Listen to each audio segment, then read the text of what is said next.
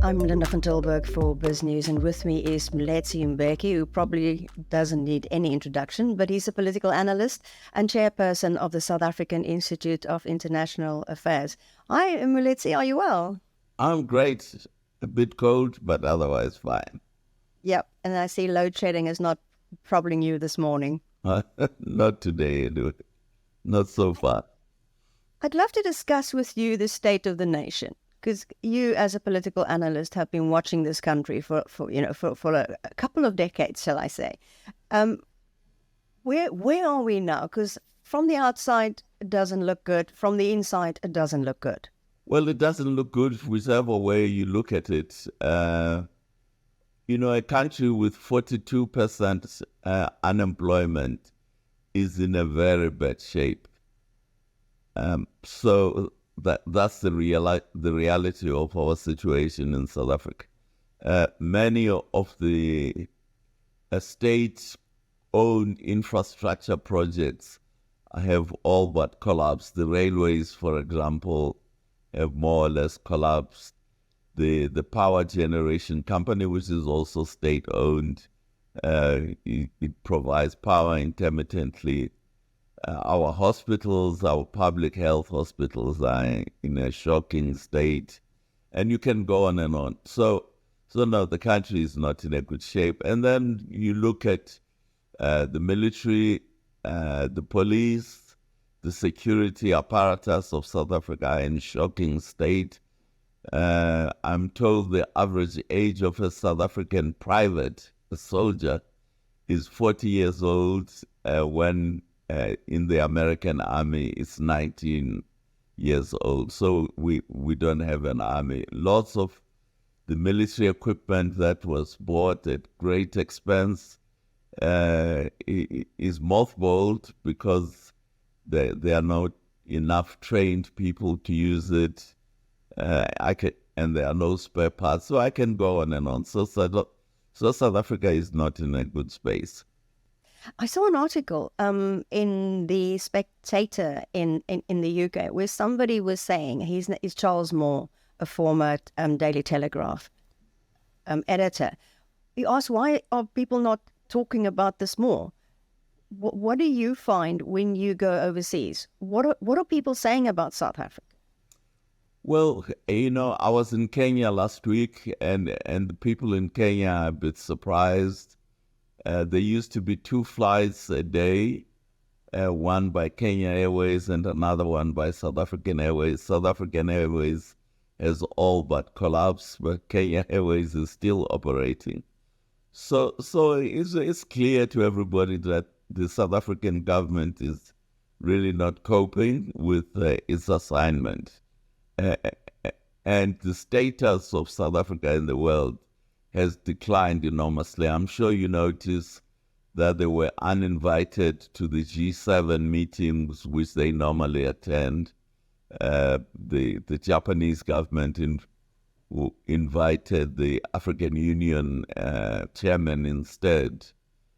So the decline of South Africa standing in the world is well known to everybody in the world, and the standing of South Africa as a country, as a result, it has declined enormously from what it used to be. And the pickle it got itself into with Putin and the BRICS summit. What did you think about that? Well, again, it's a question of how you manage these things. The South African government, the laws of the Rome Statutes say what they say, and we are members of it. And how you manage that, of course, is another way. So I don't think the government is. The government really is not focused anymore on its assignment. It's more focused on its survival as a government rather than the country as such. Well, this points straight to the ANC. That's been governing now, what is it, for 3 decades? And that's, the problem lies with who's governing. So, what's the solution to this?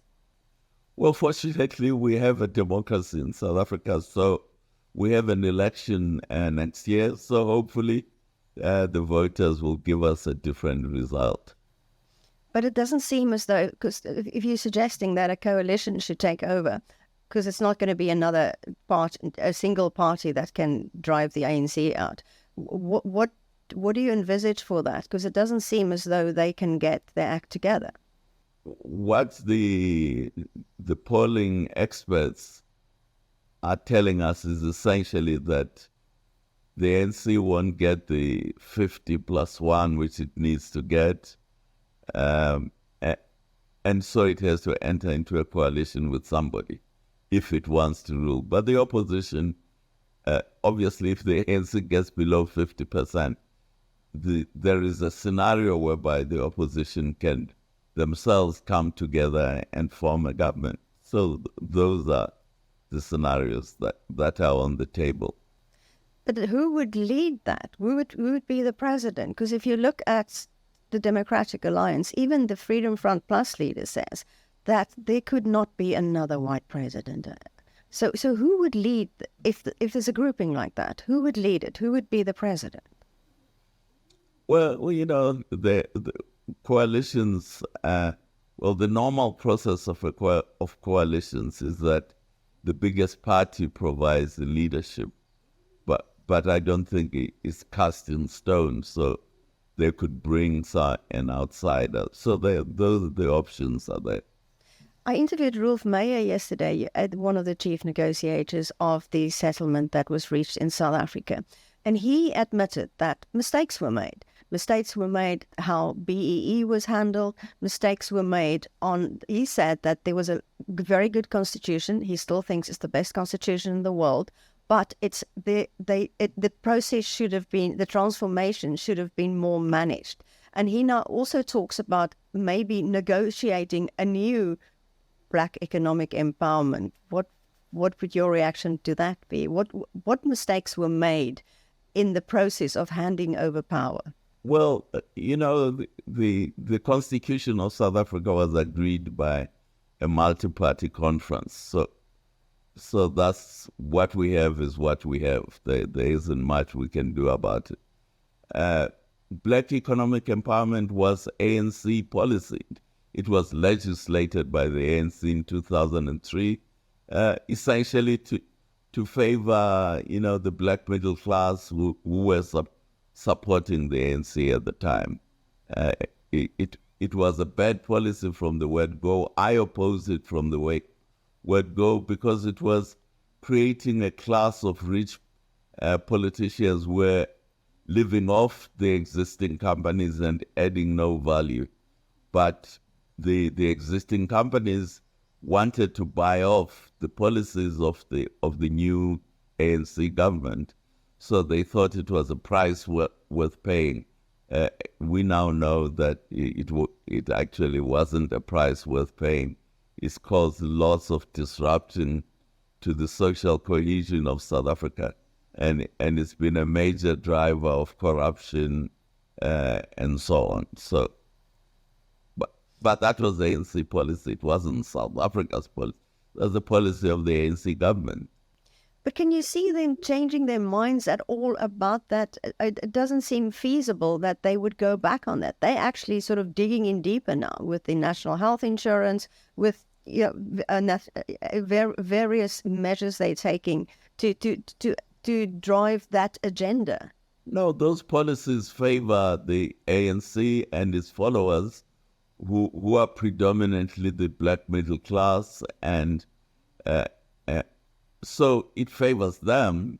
So I don't expect they will change it. I mean, the president of the ANC and the president of South Africa is a prime example of the beneficiary of.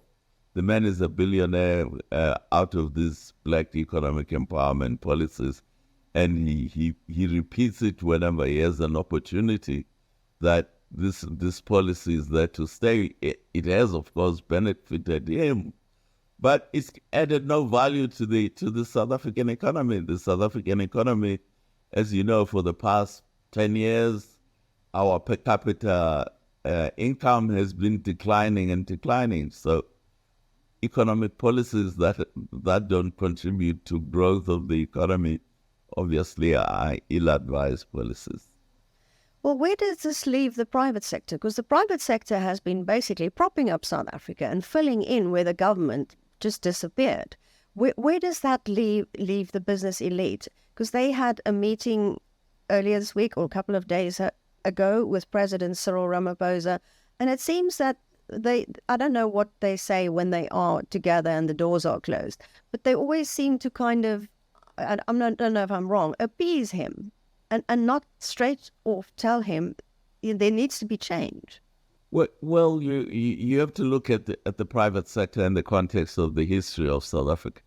The private sector's problems, if in the context of the last, since the end of the 19th century, its problems have always been solved by somebody else. The problems that the private sector had in the 19th century with the Paul Kruger government, the British Army came to solve its problems. They tried their little effort with the Jameson raid, if you remember your school history. But they have always had somebody else solve their problems. Well, those days are gone. They have to solve the problems themselves. And there's a new book, interestingly, about a biography of Harry Oppenheimer, which interestingly shows that at least Ernest Oppenheimer and Harry Oppenheimer intervened politically to try to change the situation. So hopefully this new book will inspire the private sector to realize that it has to intervene instead of advising, of becoming an advisor. It has to realize they are South African citizens. They should play a role in the politics of the country in the way that people like Donald Trump, George Bush, who are private sector operators, but are also playing their role as citizens in the political space in their own country. So I think this is where South Africa is heading. So can we be clear on that? What do you mean by the private sector? Should the private sector become involved in politics? Should they throw a lot of money behind a certain candidate? Should there be a new party driven by capital, by the business elite? No, I think the individual business elite, entrepreneurs, business people in South Africa. In the same way, as I point out, that people like Donald Trump, who was a property developer, he decided that he has to intervene in the politics and become an activist in the politics. He chose the Republican Party, but I'm sure there are other capitalists in America who are in the Democratic Party. So I think what we're going to see happening in South Africa is that the individual successful business people are going to go into politics instead of sitting on the sidelines advising the government of the day. They themselves will become political players, which I think is good for South Africa. It's the evolution of our democracy. Remember, our democracy is very young. It's not even 30 years old. So it's still very much a project in the making. The ANC obviously is falling by the wayside. It hasn't been able to cope with the economic challenges that it was faced with. But there will be other parties that will emerge who will manage better than the ANC. So is this a call for somebody to step forward to drive this business-driven political party? Linda, I don't believe in messiahs who step forward and save South Africa. The government has just appointed a minister of electricity And the joke here is that they are going to now appoint a minister of earthquakes. We had an earthquake a few days ago, and they're going to appoint a minister of potholes. So all these heroic individuals that the ANC believes in is all nonsense. We are a society, and a fairly mature society, South Africa is, and we operate as a society, not as saviors, individuals who will save us. So, a mass democratic movement kind of thing, but coming from business, or how would you? Have I got it wrong? Well, the mass democratic. Remember, the mass democratic movement is not a model for South Africa today. The mass democratic movement operated during the era where there was no democracy, during the apartheid era. So it's not a role model for today's South Africa. We have democracy in South Africa, so political parties are legal and they will come and go. The ANC is very clearly in trouble, but before it was the National Party. The National Party, once the universal suffrage was introduced, the National Party just couldn't cut it, and it disappeared. The ANC is not cutting it in terms of the economic welfare of the population, and it is going to disappear. But other parties will come out. Did you say the ANC will disappear? Oh, definitely. Many parties like the ANC in Africa have disappeared. Remember, Dr. Kenneth Kaunda's party in Zambia, it was called UNIP. It has disappeared. It was a very powerful party. Kwame Nkrumah in Ghana had, I think it was called the People's Convention Party. It has disappeared. So ZANU-PF no longer exists. Zimbabwe is run by the military, and it uses the name ZANU-PF, but it's a military regime. So there's nothing special about the ANC disappearing. It is going to disappear because it has no solution for South Africa's problems. So what should the message to people, stick to us, stay in South Africa, there will be change? Oh, there will be change. You know, South Africa is a very dynamic society with all its problems. And people should not conflate the poor performance of the ANC government with South Africa's performance. If you actually look at what companies have collapsed in South Africa, it's South African Airways, it's South African Railways, it's South African Broadcasting Corporation. These are all state-owned companies that are collapsing, which are reflecting the incapability of the ANC to manage production processes.